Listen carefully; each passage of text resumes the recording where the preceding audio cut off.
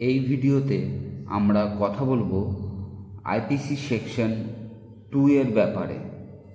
ধারা 2। আগের ভিডিওতে আমরা জেনেছি ধারা 1 এর ব্যাপারে।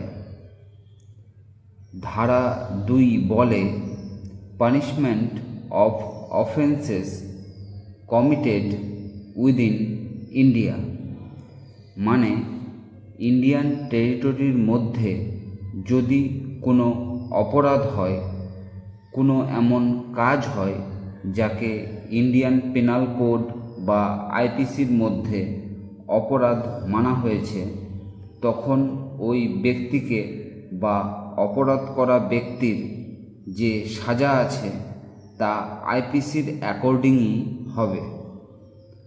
ব্যক্তিটি যে কেউই হোক না কেন, সে যদি ফরেনার হয়, আমেরিকান হয়, চাইনিজ, ইন্ডিয়ান বা পাকিস্তানি হোক, যে কেউ হোক, যে কোনো দেশেরই হোক, সে যদি ইন্ডিয়ার কোনো জায়গায় অপরাধ করেছে, নদী নালা, ইন্ডিয়ার কোনো জায়গা বা এয়ারক্রাফটে, কারে, বাসে, যে কোথাও ইন্ডিয়ান টেরিটরির মধ্যে কেউ যদি কোনো অপরাধ করে, তার যে সাজা আছে সেটি আইপিসির অ্যাকর্ডিংই পাবে।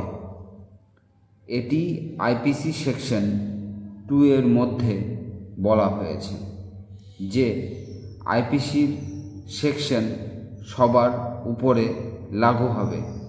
যদি কেউ কোনো অপরাধ করে, তাকে আইপিসির অ্যাকর্ডিংই সাজা দেওয়া হবে। সেই ব্যক্তি যে কেউ হোক, যে কোনো ধর্মেরই বা যে কোনো দেশেরই হোক না কেন, যদি ইন্ডিয়ান টেরিটরির মধ্যে যদি কেউ অপরাধ করে থাকে, তাহলে তার সাজা আইপিসির অ্যাকর্ডিংই হবে। এই ছিল আইপিসি সেকশন 2 এর ব্যাপারে। আশা করছি ক্লিয়ার হয়েছে। খুব সহজ ভাষায় তুলে ধরার চেষ্টা করেছি।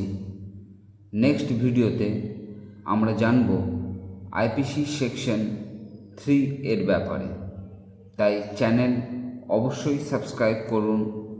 ভিডিও কেমন লাগলো কমেন্টে জানাবেন। ধন্যবাদ।